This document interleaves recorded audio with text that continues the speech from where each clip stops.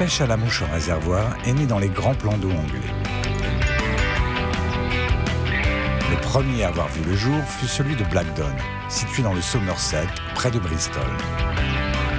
Mis en eau en 1902 et empoisonné en trutelle, il connut un succès fulgurant à partir de 1904, conduisant les gestionnaires d'autres plans d'eau à développer ce concept. C'est au début des années 1960 que la pêche en réservoir connut un développement considérable. Les progrès de la pisciculture contribuant eux aussi à un empoisonnement plus facile. Face à ces conditions de pêche différentes de la rivière, les moucheurs anglais développèrent de nouvelles techniques afin d'être efficaces sur ces nouveaux lieux de pêche. De nos jours, chaque réservoir possède son lodge avec restaurant, sa boutique de pêche, le tackle shop,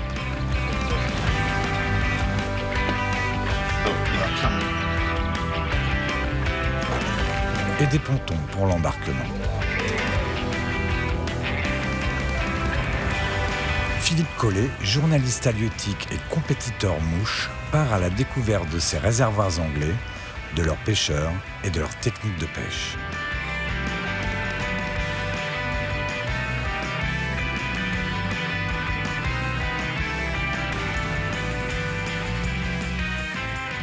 Première étape sur notre route, le réservoir de Buellwater, se situant dans le Kent, à 80 km de notre point d'arrivée, Douvres.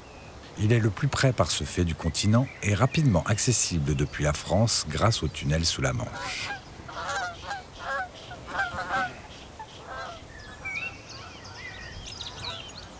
Très populaire de par sa proximité auprès des Français et des Belges, certains pêcheurs s'y rendant même parfois juste pour la journée. Il fut construit dans les années 1970 pour assurer les besoins en eau des villes de Thanet et Hastings. Malgré sa petite taille, 311 hectares, Buellwater possède son lodge et toutes les infrastructures nécessaires. Philippe a rendez-vous avec Robert Barden, qui fut dans son enfance l'un des premiers pêcheurs de ce réservoir. Il est maintenant garde, guide et instructeur de pêche à Buellwater. Il y a plein de frettins dans l'eau. Voilà ce que mangent nos truites actuellement, des petits alevins. Elles passent au milieu de l'eau en tapant dans le tas, puis elles font demi-tour et reviennent pour gober les alevins morts ou ceux mourants, ceux qui remontent à la surface. Avec un peu de chance, on va s'amuser.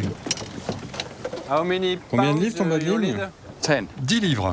10 livres. C'est énorme, hein, les diamètres par rapport à ce qu'on mène nous en France. C'est des diamètres beaucoup plus forts que ce qu'on utilise nous, mais bon, c'est des poissons qui sont tellement plus puissants que si on ne fait pas ça, on se fait exploser à la première touche, quoi. Donc j'ai une dialback comme sauteuse. Je vais mettre une oreille de lièvre avec un flashback à dos brillant, en mouche intermédiaire, et enfin une bobby sparkler comme mouche de pointe à cause du fretin. Il y a souvent beaucoup de poissons le long de la digue, là. Vraiment beaucoup de poissons. Mais il y a trop de vent, donc ils plongent et on ne peut pas les attraper. C'est très difficile. On va aller juste un peu plus loin sur le coin appelé The Nose, où ce sera beaucoup plus calme. Et on pourra voir du poisson au moins. Ah, en voilà. Ils sont vraiment à l'intérieur de la baie. Ils voient mieux leur nourriture ici. Le poisson, il arrive dessus. Wow.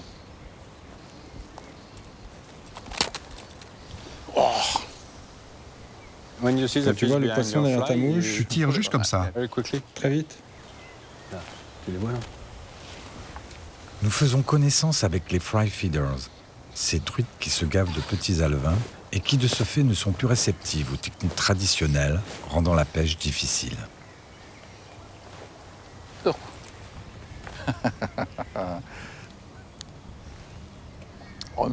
C'est comme ça que je pêche d'habitude, aussi lentement que ça. C'est ce que je fais en général. Si je pêche avec des chironomes ou autre chose, alors je ramène vraiment lentement. Mais avec du fretin, j'accélère juste un peu. Bon, si tu vois le poisson, tu essaies de lui poser sur le nez. Tu ramènes et attires son attention, ensuite tu continues tranquillement. Et à un moment donné, il prendra. S'il ne prend pas, tu ramènes encore, tu t'arrêtes et là, il prendra. Avec un peu de chance.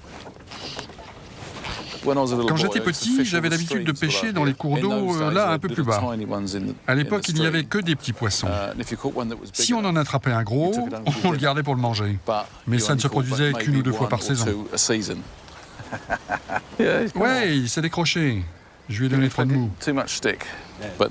Puis ils ont ouvert cet endroit et soudain, voilà, j'ai vu un lac rempli de tout un tas de grosses truites. Enfin, pour moi, c'était des grosses truites. Je n'ai pas pu résister, il a fallu que j'essaye. Et c'est comme ça que j'ai commencé la pêche à la mouche. Oh, poisson. Et voilà, Il a pris ma mouche sous l'eau. ton petit alevin flottant. Excellent. Ah, c'est un joli poisson. Ah, c'est une truite bleue. Ah, une truite bleue, oui. Si tu regardes ses yeux, tu peux voir le bleu. À côté de lui. On l'a chaque année entre 14 000 et 15 000 Ah, poissons. joli. Il s'agit principalement de truites arc-en-ciel et de truites bleues. Celui-là est un poisson récemment stocké. Et on lâche aussi quelques truites fario. Ouais, c'est un stocky. En général, elles sont à peu près de cette taille. Ensuite, on les nourrit pendant une année et elles deviennent à peu près comme ça, quand on est chanceux. Il y en a une, juste en face. Ah oui, il y en a une ou 2 là. Probablement 2. Elle est sur ma mouche. Ah, piqué. Ouais, bravo. Je pense que j'ai 2 poissons. 2 poissons. Je me doutais qu'il y en avait 2. Quand tu mets le premier dans l'épuisette... Attends, ne tire plus. Quand il y en a 2, tu mets le premier dans l'épuisette, et si tu arrêtes de tirer, ils arrêtent de tirer. Des bonnes combattantes. Ouais, c'est de bons combattants. Ok, thanks. Ok, merci. Excellent. Parfait, bien.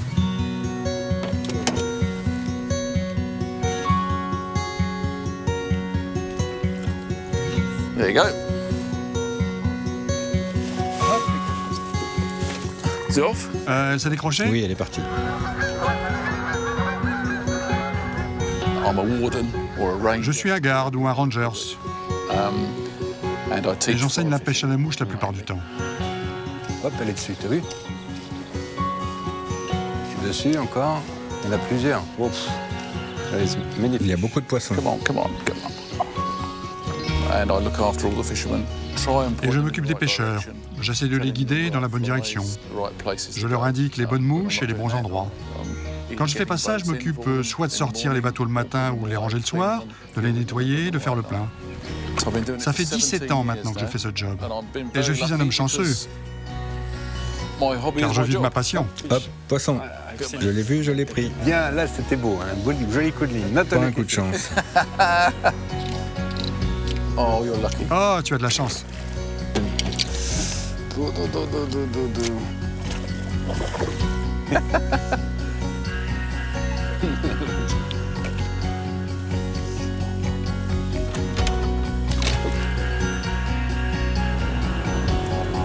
Il est temps pour nous de quitter les rives sauvages de Buellwater pour reprendre notre découverte des grands réservoirs anglais.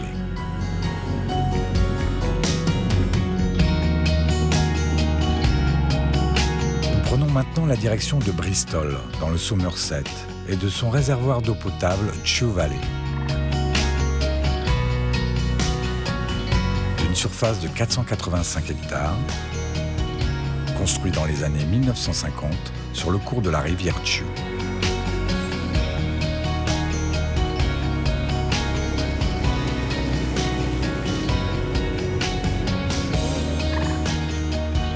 Comme sur tous les sites des réservoirs anglais, on y trouve un lodge avec un tackle shop, magasin dédié à la pêche à la mouche.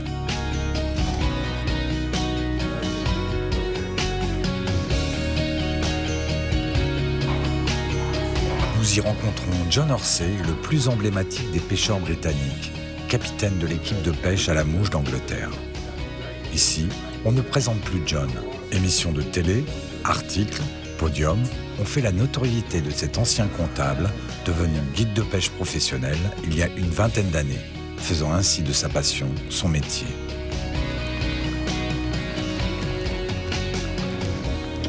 Vas-y, monte. Tu es droitier, Philippe? Comme on a beaucoup de soleil et pas mal de vent, je ne pense pas que les poissons montent à la surface tout de suite. Donc, on va essayer une soie flottante ou une soie à pointe plongeante avec un train de nymphe, peut-être en washing line avec un bobby en pointe. On va aller à un endroit où il y a plein de gros poissons. Ils n'auront probablement pas envie de se nourrir beaucoup avec ces conditions, car les truites détestent la combinaison soleil plus vent. C'est les pires conditions. Dès que ça se couvrira, elles remonteront et dès que le vent tombera, avec le soleil, elles viendront. Et là, on passera en mouche sèche. Donc je vais préparer une canne en soie à pointe plongeante avec des nymphes et l'autre avec une soie flottante et des mouches sèches. Pour les nymphes, je vais utiliser un bas de ligne de 18 pieds et 4 mouches, un petit bobby en pointe. Et pour les 3 autres, un dualback. Peut-être un buzzer et des crunchers, de bonnes mouches et de bonnes nymphes. On tourne. On serre fort. On est prêt. J'ai commencé à pêcher quand j'avais 6 ans. Mon frère m'a fabriqué ma première canne à pêche et je pêchais les anguilles dans le ruisseau au fond du jardin. Et depuis, la pêche est devenue une obsession, surtout la pêche à la mouche en compétition. Plus de nuages, s'il te plaît, plus de nuages. J'ai vu un poisson bouger. Je crois bien qu'un poisson a bougé juste devant toi. Du vent et des nuages, c'est bon. Du soleil et pas de vent, c'est bon. Du vent et du soleil, c'est le pire. Et les poissons n'ont pas de paupières. Donc, le reflet du soleil et les vaguelettes les dérangent. Ils n'aiment pas ça. À ce moment-là, ils préfèrent plonger à environ 1 mètre sous la surface et cessent de se nourrir. Quand tu lances, la première chose à faire, c'est de tirer rapidement pour faire plopper le bobby. Ça attire les poissons. Très souvent, ils prennent tout de suite. Ça ne les effraie pas. Tu vois ces couloirs de vent qui traversent le lac? C'est là qu'on devrait aller. Parce que quand il y a des nuages, les poissons viennent se nourrir dans le couloir de vent. Très, très important. C'est le principal endroit où ils se nourrissent. Bon, on y va. Bon, on a les nuages. Je vais voir si j'arrive à en faire monter une ici en sèche. C'est plus amusant. J'ai 3 mouches sèches. Ok, j'arrive à voir les 3 mouches. Je relance à un nouvel endroit toutes les 10 secondes environ. Ce qui veut dire qu'en 1 minute, j'envoie mes mouches sur 6 endroits différents. Étant donné qu'il y a 3 mouches sur ma ligne, ça fait donc 18 positions différentes en 1 minute. Si un poisson nage dans les parages, il voit ma mouche sèche, je la gobe et je l'attrape. Il a fait un remous sous la mouche. Je vais simplement récupérer. Il n'a pas gobé. Je vais relancer, on va voir. Oh, je l'ai raté. Ah, c'est de ma faute. Quel idiot.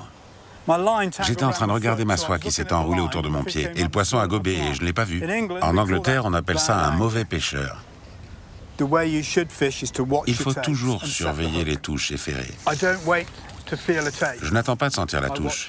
Je surveille mes touches. C'est très important. Tu dois surveiller ta ligne, puis ferrer. Autrement, tu casses.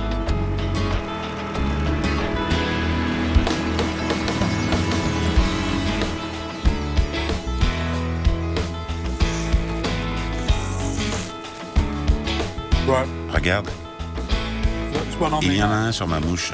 Je récupère, il prend, et voilà. Mais ça, c'est en récupérant, tu vois. Donc ce n'est pas une vraie prise de toute manière.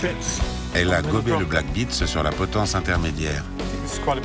Je pense que c'est un assez gros poisson.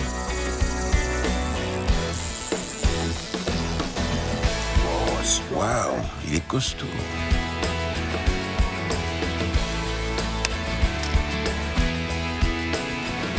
Ouais, c'est mieux, mais pas encore parfait. Mais c'est un long poisson. La caudale n'est pas parfaite. Je vais essayer d'en prendre un autre, joliment argenté. Ah, un poisson vient de bouger 2 fois juste ici. Il est venu sous le vent très doucement. Oh, il m'a invité. Mon Dieu, il se déplace vraiment délicatement. Oh, le petit diable. Juste sur moi. Allez, mort encore une fois. Regarde qui s'approche. Approche, approche. Il y a un poisson juste là, devant toi. Tu le vois? Tu le vois venir sur le côté? Attends une seconde. Plaçons une sèche au-dessus de lui. Il est parti à droite, je crois. Non, le voilà, je l'ai. Super. Et voilà, on a réussi à lancer la mouche sur lui. Le poisson se déplaçait rapidement. Il a gobé la hopper, qui est pour moi la meilleure mouche sèche au monde. Ce sont des poissons costauds par ici. Waouh! Et voilà. Attrapé avec une mouche sèche. Il y a un poisson qui monte. Tu as vu sur la droite? Hop, fish. Hop, poisson. J'étais juste en train de ramener mes mouches. Bravo, super. J'ai eu de la chance. C'est pas grave. Yes.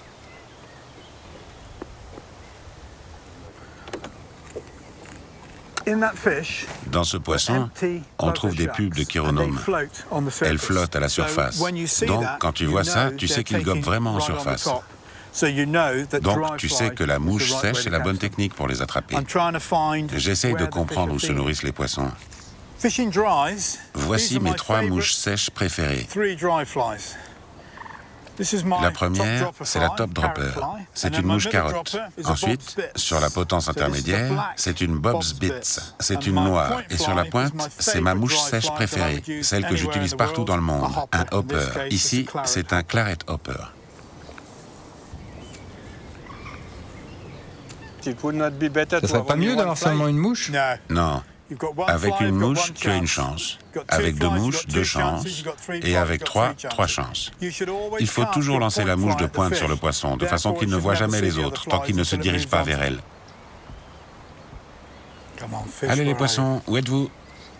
Oh, je l'ai éloigné de lui. Il cherchait à gober en plus.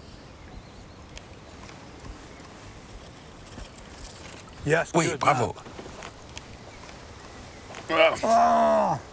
Bon. Je sais pas quelle mouche elle a pris. Il faudrait quelques poissons gobeurs.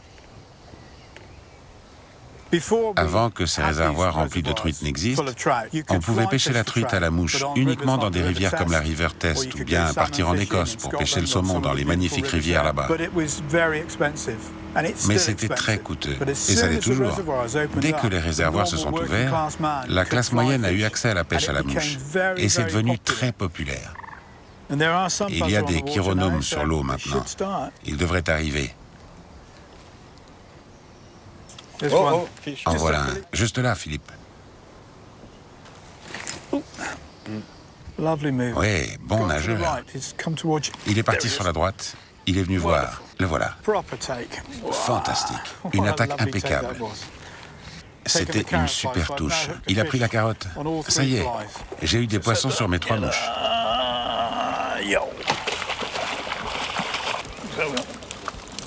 Juste en face de nous. Ok, je vais lancer une mouche sur lui et l'attraper. Je suis chanceux de pêcher depuis si longtemps et d'avoir pêché avec quelques-uns des meilleurs pêcheurs au monde. Oui, oui, bien. Dynamite. Oh là là. That's good. Belle prise. C'est bon. C'est une pêche sympa. Wow, regarde comme il est loin celui-là. C'est de la vraie pêche, là.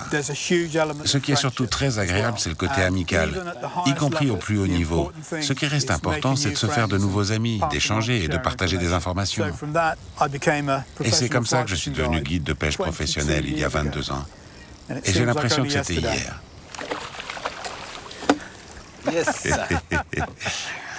Beau poisson, jolie caudale.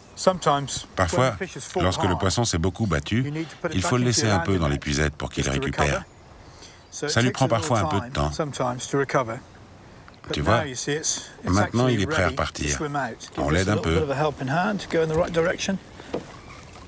Et voilà, il est prêt. Il file. Il m'a éclaboussé. Il faut qu'on bouge.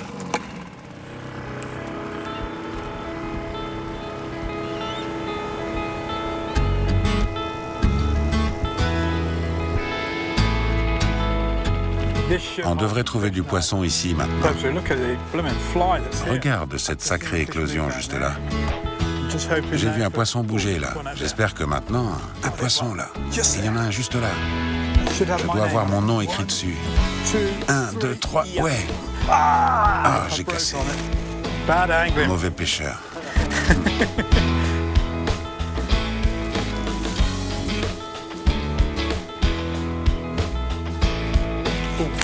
Oh, il est parti plus vite que je ne pensais.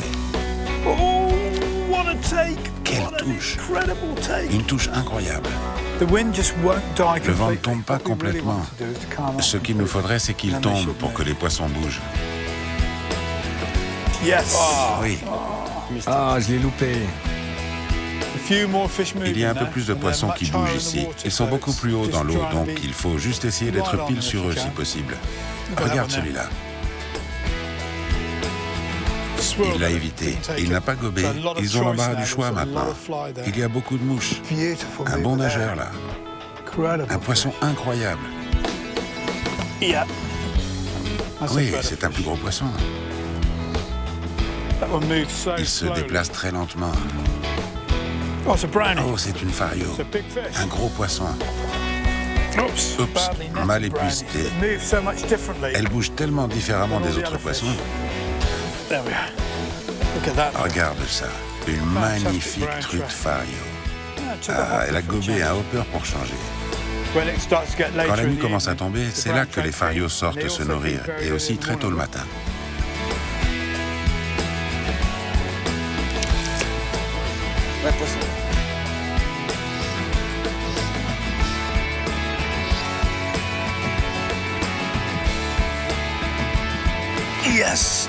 Oui, beau poisson, Philippe.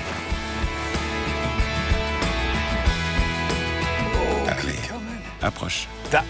C'était un bon poisson. Juste là. Joli poisson. Ouais. Une autre fario. Superbe poisson.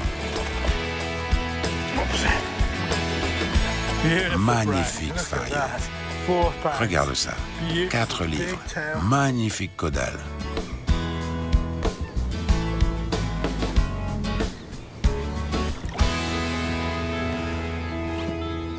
Les poissons sont très près de la surface. Ils font ça. Ça fait 2 heures qu'on attend ça.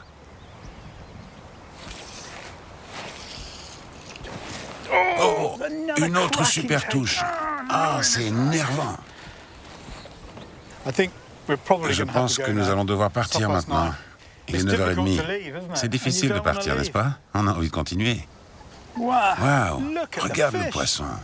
C'est incroyable. Waouh! C'est un gros poisson. Oui.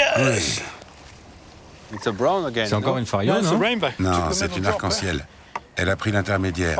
J'en ai piqué 2. 2 poissons. 2 poissons en mouche sèche. C'était une grosse truite arc-en-ciel.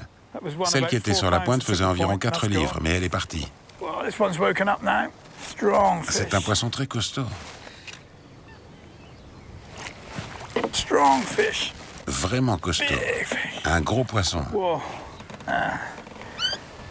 Une grande caudale. Un bon poisson. C'est un excellent lac pour les chironomes. On avait juste besoin que le vent tombe pour attraper plein de poissons en mouche sèche. Ils gobent toujours. Il faut qu'on rentre. Merci Philippe. Merci beaucoup, John. Bonsoir.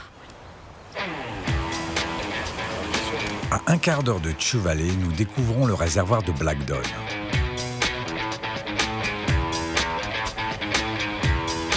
D'une superficie de 212 hectares et ouvert à la pêche en 1902, c'est l'un des plus anciens d'Angleterre.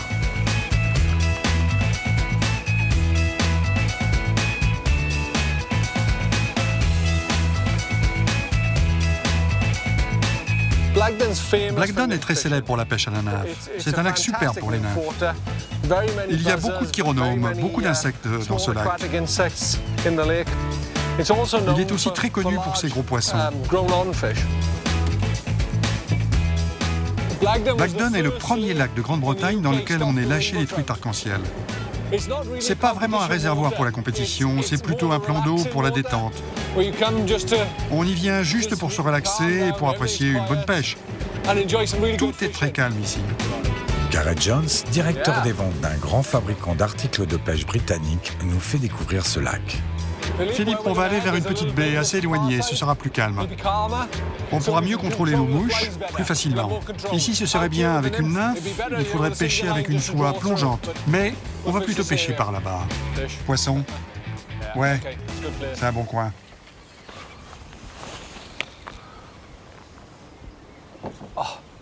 Ah, j'ai raté. J'ai déjà eu une touche. Ah, je l'ai. Et voilà, poisson pris. Premier lancé, un poisson. Bon, seul problème, il a pris le blob. Et il n'a pas voulu de la jolie nymphe. J'ai un poisson derrière ma ligne. Ouais. Si vous cherchez des poissons qui se nourrissent, ils se trouvent dans l'eau la plus claire qui soit, dans la meilleure eau possible. Je crois que je pratique la pêche à la mouche depuis toujours. Mon père était un moucheur et nous habitions à côté de la rivière.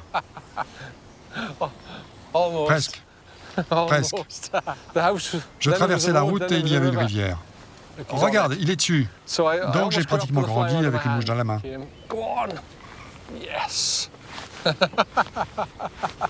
J'ai été très chanceux. À 18 ans, je suis devenu le plus jeune pêcheur à remporter les championnats nationaux. J'ai donc pris un bon départ en compétition et j'ai simplement voulu continuer et progresser en fait. J'adore me mesurer aux poissons, d'une part, mais aussi aux autres compétiteurs. Et quand on participe à un championnat du monde ou à une compétition nationale et qu'on est capable d'être un des meilleurs pêcheurs à la mouche, il n'y a pas mieux et ça me procure des sensations incroyables.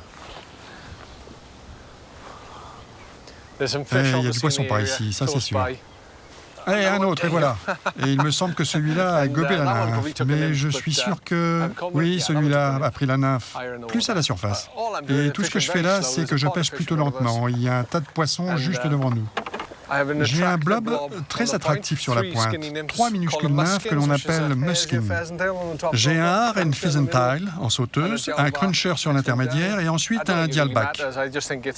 Mais je ne crois pas que ce soit important en fait. C'est plus la présentation lente. Il s'agit surtout de faire en sorte que le blob fonctionne. C'est un poisson costaud. Ici, les poissons lâchés sont de très bonne qualité. Un beau poisson de 2 livres. Il est prêt à repartir pour que quelqu'un d'autre l'attrape. Tu peux lancer, laisser la mouche se placer. Souvent, les poissons verront le blob. Et en s'approchant, ils goberont les nymphes. S'ils ne le font pas, quelques petites tirées lentes pour les attirer vers le blob. Tu peux faire ça tout au long du ramené. Ce qui est vraiment super avec ce bas de ligne à 4 mouches, c'est qu'en pêchant très lentement, on peut aussi pêcher sur 4 niveaux différents. On laisse les mouches prendre au bout de la ligne, et rapidement on voit à quelle profondeur se situent les poissons. Hop, j'ai eu une touche. J'attends. Hop, poisson. J'ai 2 poissons. J'ai un deuxième poisson.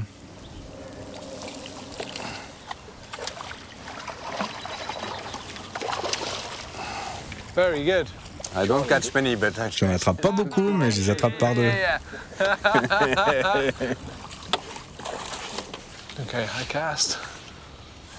Ok, lancer haut. Il faut toujours essayer de contrôler son lancer, ne pas vouloir lancer trop loin et surtout s'assurer de faire basculer les mouches devant. Sinon, elles ne seront pas efficaces dès leur arrivée sur l'eau. Si elles ne passent pas devant, 1 ou 2 tirées sèches, simplement pour tendre le bas de ligne. Et maintenant, je me concentre pour permettre aux mouches de descendre en profondeur. Il est probable que les poissons aient déjà repéré mes mouches. Là, je compte en général par multiple de 7. J'arrive à 21. Et en comptant 3 fois, je devrais être environ au niveau du poisson. Donc à 21, je fais 2 ou 3 tirées et j'y suis. Bon, ok, les poissons sont plus bas. La grosse erreur, c'est de penser que le poisson est parti ou simplement qu'il n'est pas en train de se nourrir. Oh, il est fort celui-là. Le poisson a juste plongé un peu plus profond en fait, à cause de la pression du bateau. Oh, il est parti. Il a fait un bond. Il y a du poisson partout près de cette rive. Ils nagent tout le long, là.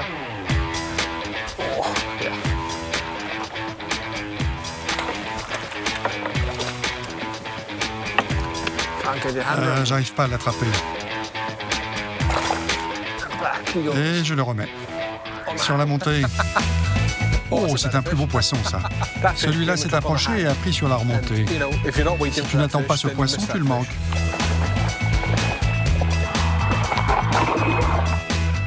Une magnifique arc-en-ciel de Black Dove.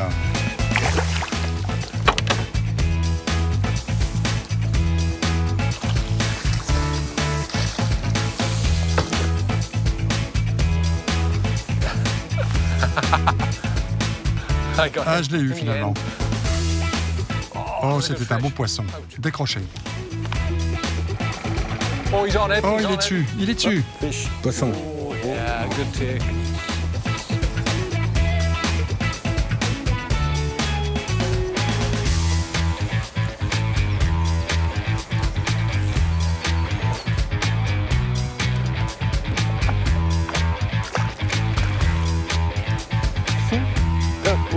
Yes. He came back.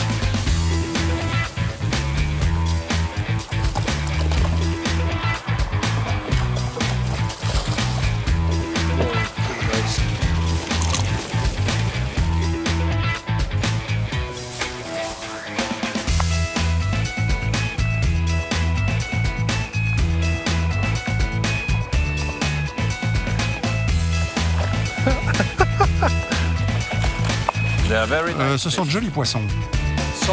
Ils sont très forts, très lourds. Et ils s'enfuient très vite.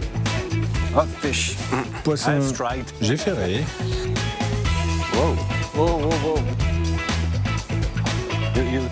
Tu peux la mettre à l'épuisette? Un poisson violent.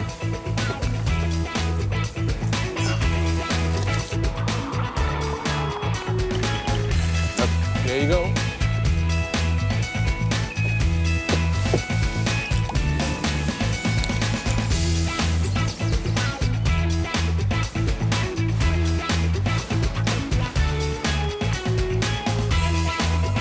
Et voilà une belle fario.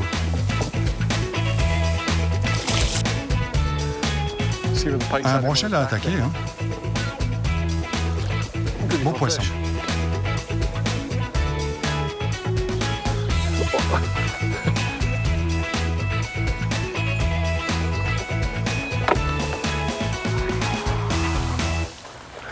Une bonne pêche rapide. Il n'y a pas beaucoup d'endroits en Grande-Bretagne où la pêche est de cette qualité. Une belle et grosse arc-en-ciel. Et maintenant, elle repart. On commence à en avoir pas mal, Philippe. Hein? La partie avant de la ligne est en soie intermédiaire, plongeante, longue, de presque 1 mètre.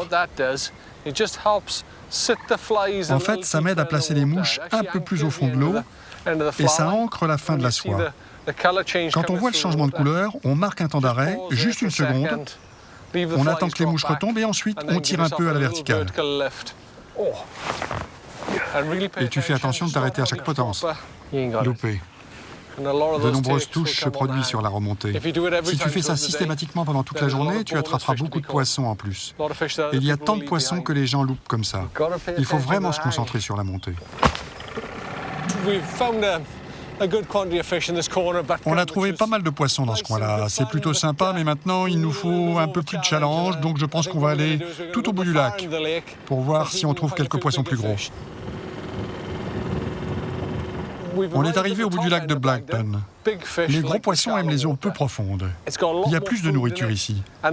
Quand ils sont lâchés, les poissons vont plutôt du côté du barrage. Puis, à mesure qu'ils s'habituent au lac, ils découvrent ces eaux beaucoup moins profondes et beaucoup plus riches en nourriture.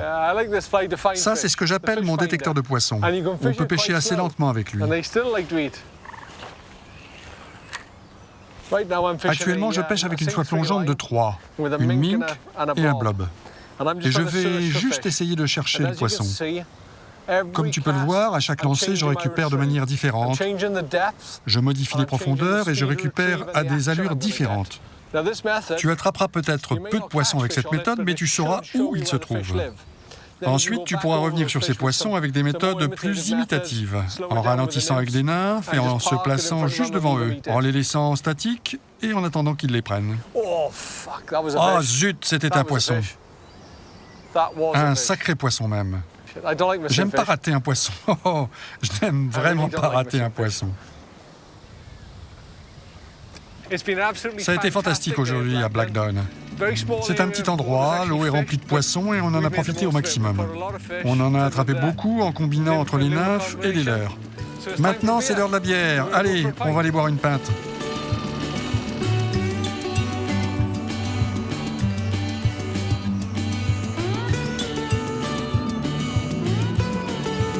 Nous traversons maintenant l'Angleterre pour nous rendre dans le nord-est, dans le comté de Rutland.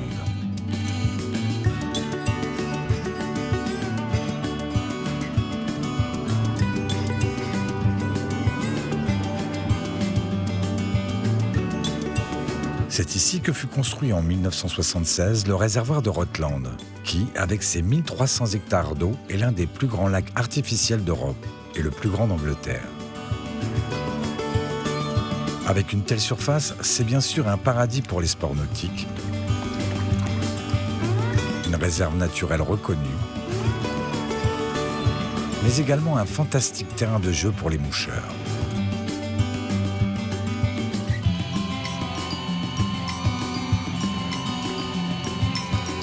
Rob Waddington, guide et instructeur de pêche, qui tient également un bed and breakfast sur les rives du lac, nous y accueille.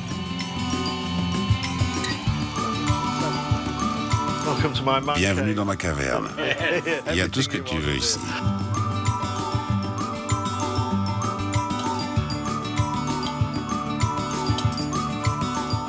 C'est une belle mouche pour moi, hein. Je ne dirais pas garantie, mais presque. Et si on allait pêcher ces truites mangeuses de fretin ce soir? C'est en compagnie de Craig Barr, un ami compétiteur, que Rob tient à nous faire découvrir la pêche du bord à 2 pas de chez lui. Ça fait 45 ans que je pêche à la mouche, en fait. J'adore ça. Avant, je pêchais les rivières de Yorkshire. Puis j'ai déménagé à Rutland il y a 20 ans pour un travail ici. J'étais dans la vente, j'ai voyagé partout dans le monde pendant 10 ans. Je me suis régalé. Et puis, c'était le moment de se poser. J'ai passé le diplôme pour pouvoir enseigner la pêche à la mouche. J'ai transformé ma maison en bed and breakfast et je suis devenu guide et instructeur de pêche.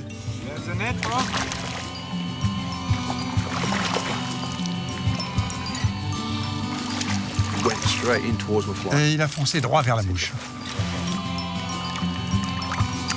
Mon activité s'est développée petit à petit et j'ai appris à apprécier les eaux d'ici. Poisson Philippe.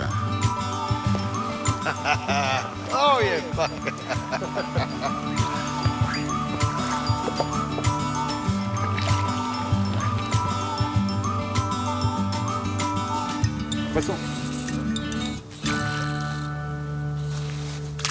Il s'est raccroché avec la dernière mouche. Quand il partit, on va venir. Et un autre.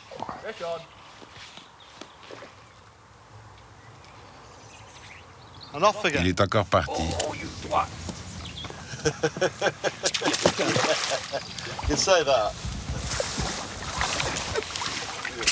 Superbe. On doit pêcher demain. Faut qu'on aille se coucher. Bonjour les gars. Truite de Rutland, pêché et fumé maison. Les œufs sont maison également. Ce matin, après un bon breakfast, Philippe est d'attaque pour découvrir en compagnie de Rob le réservoir d'Highbrook. D'une superficie de 155 hectares et situé à 20 minutes de Rutland, il est opérationnel depuis les années 40. Highbrook est un lac très sympa, il a une histoire. Au départ, il servait à la production de l'acier à Corby, une ville tout près d'ici. Puis, pendant la Deuxième Guerre mondiale, c'est ici qu'ils se sont entraînés à lâcher des bombes rebondissantes. Ils faisaient des essais pour voir si ça marcherait. Nous y retrouvons Cameron, un bon ami écossais de Rob et fin pêcheur également. Globalement, on utilise des mouches imitatives ici. On essaie de copier la nourriture qu'aime le poisson. Il y a beaucoup de choses à prendre en compte. Pas seulement le type de nourriture, mais aussi l'endroit, la profondeur. Quand on y arrive, c'est une sorte de petit miracle et on attrape de beaux poissons. T'as vu? Il a suivi le daddy jusqu'au bateau et il l'a évité. Là, j'ai 2 mouches seulement, sur une soie flottante. J'ai un hopper popper, un hopper ambré sur la pointe, histoire de faire une petite vague sur l'eau. Et l'autre mouche est un daddy long legs. Je lance, et dès que ça touche l'eau, je ramène un peu. On fait ressortir la mouche à la surface, et ensuite, on la récupère. Un poil plus vite que le mouvement du bateau. Il faut garder la soie bien tendue. La canne basse est toujours en contact. Et voilà, il a foncé vers le daddy et a gobé le hopper en fin de compte. Ah non, il s'est décroché. Il a gobé le hopper sur la pointe. À peine j'ai bougé la mouche qu'il s'est jeté dessus. Dès que ça touche l'eau, tu ramènes un peu. Ça les réveille. On a eu quelques touches et quelques suivis, mais ils ne sont pas vraiment réactifs par ici. La couleur de l'eau ne me plaît pas beaucoup. On va se déplacer pour trouver de l'eau plus claire. Vous attrapez quelque chose, les gars?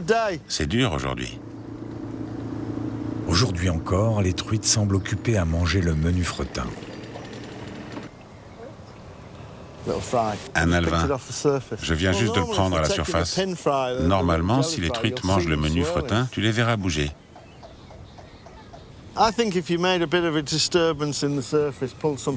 Je pense qu'en faisant un peu de bruit à la surface, ça peut marcher, parce que ça va forcément les attirer. Ils voient les mouches et ils foncent dessus. Ah mince. Ah oui, il y est. Il est venu 2 fois. Je ne crois pas que ce soit une truite. Waouh! C'est un marlin. Ces truites d'Aybrook, elles ne veulent jamais abandonner. Elles tirent et elles tirent. C'est pour ça qu'on les aime tant. Oui, on en a une. La voilà. Magnifique. Pas exceptionnelle, mais belle conformation. Ok, je la remets. Oh, bien joué. Elle est venue 2 fois, elle a gobé le popper orange.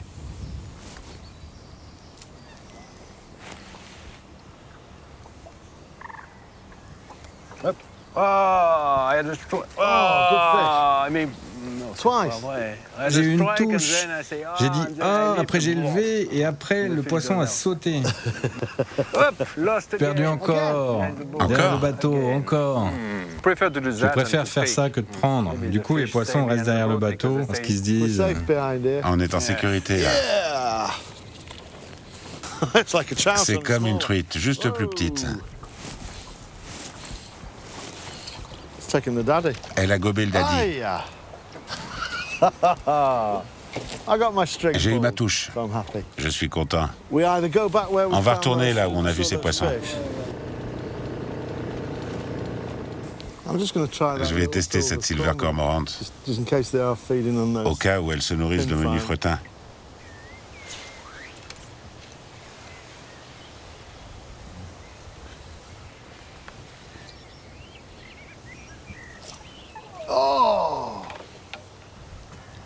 Sur le sedge. Oui, avec mon sedge, mais elle ne l'a pas pris. Le poisson, il a fait floc, j'ai posé devant, boum.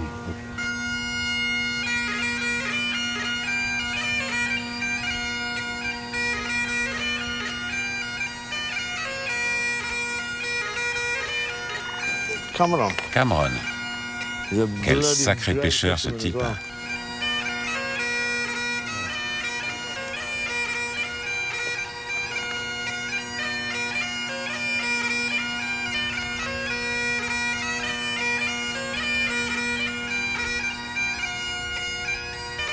On n'aura plus une à partir de maintenant.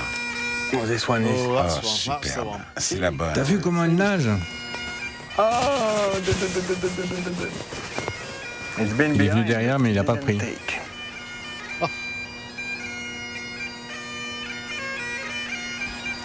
Je me suis dit, elle devrait la prendre. Bien joué, Philippe.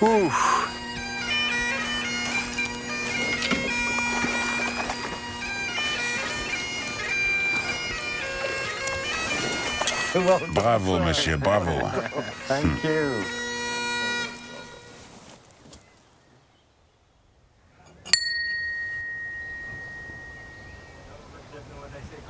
Ce matin, Rob emmène Philippe au réservoir de Rutland pour une pêche en barque. Le lac de Rutland, on l'adore. Un jour, il t'embrasse, le lendemain, il te gifle. Mais trouver les poissons sur une telle superficie n'est pas une mince affaire. Même les pêcheurs expérimentés qui viennent à Rutland sont très impressionnés par la taille du réservoir. Un guide plus expérimenté, j'ai quelques gars avec moi aussi, peut vraiment les aider à tirer ce qu'il y a de mieux de Rutland. Il y a beaucoup de lumière aujourd'hui. On va essayer d'attraper quelques-unes de ces fry feeders. Elles sont difficiles, particulières. On va utiliser ces tube flies pour pêcher des plus gros poissons. Ils sont brillants comme le fretin et très efficaces. Irrésistibles.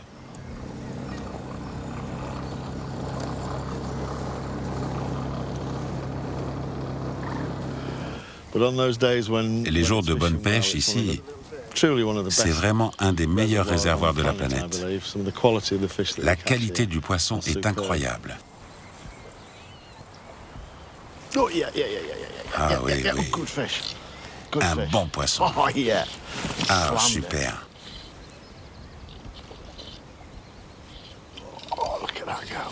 Oh, regarde ça. Ah, il s'est décroché. J'avais compté jusqu'à 15, donc je le laissais aller et commençais à le remonter.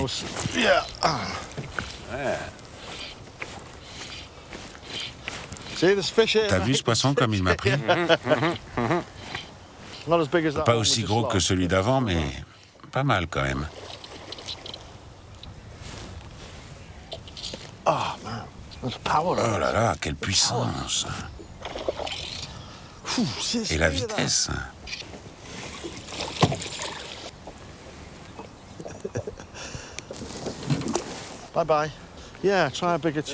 Ouais, essaye un plus gros streamer. Pour attraper un crocodile, il faut un gros morceau de poulet. Là, c'est la moitié d'un poulet. Donc là, ça va plus rigoler. Hein. Ce lac, c'est pratiquement 40 km de côte. Ça fait presque 1300 hectares d'eau. Il y a aussi plein de petites baies et des anses, des structures. C'est varié, ça le rend très intéressant. T'en as une?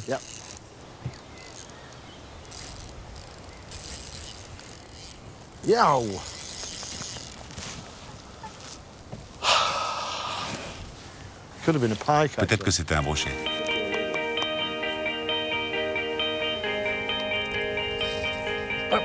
Poisson. Pour moi, le plus sympa, c'est d'emmener à Rutland quelqu'un qui n'a jamais attrapé un poisson à la mouche de sa vie et que sa première prise ait lieu ici. Avec le daddy, ton daddy.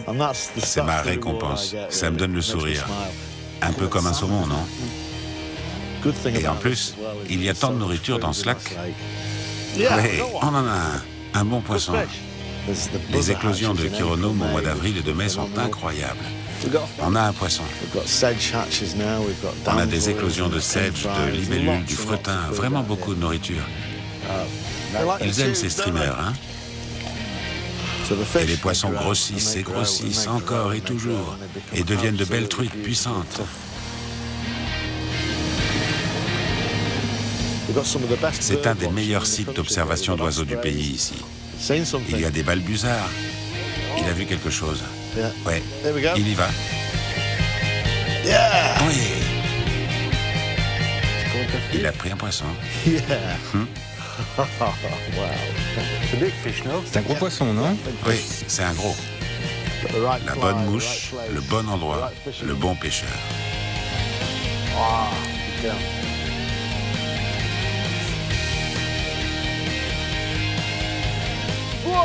Oh, il en a un. Avec un petit alevin flottant. C'est une fario. Oui, une fario. Elle est belle. Magnifique poisson. Normalement, des poissons comme ceux-là, on en attraperait vraiment beaucoup. Mais ça devient très difficile lorsque c'est le fretin qu'ils mangent. Ils sont dessus pendant 1 à 2 semaines, ensuite ça leur passe. Et là, on peut revenir à des méthodes de pêche normales, comme des nymphes. Poisson. On l'aura compris. Notre séjour aura été marqué par la présence de ce menu fretin, le fry, rendant la pêche difficile. Perdu. Tu l'as senti, n'est-ce pas? Mais cependant, pour Philippe, le défi de faire mordre ces truites tatillonnes est un superbe challenge. Et pour son dernier coup du soir avant le départ, il repart seul traquer ses fry feeders au fin fond du réservoir de Rutland. On voit les petits alevins qui sautent devant elle. Ils sont vraiment sur du fry. On voit les petits alevins qui partent. On voit que ça pétille devant. Bien. Hop, là. Ça pétille devant la truite, elle est bien sur du fry. Hop. Allez. Ça bouge de partout, là, on voit les ondes. Hop, hop, hop, hop, hop. Ouais.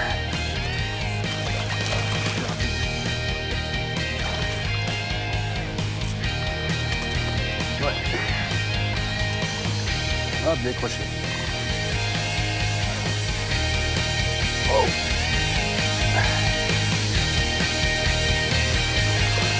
Elle a encore pris le petit alevin en plastique. Le poisson avec une caudale hyper affûtée, avec des reflets argentés magnifiques. Ça rend dingue tous les pêcheurs, cette pêche.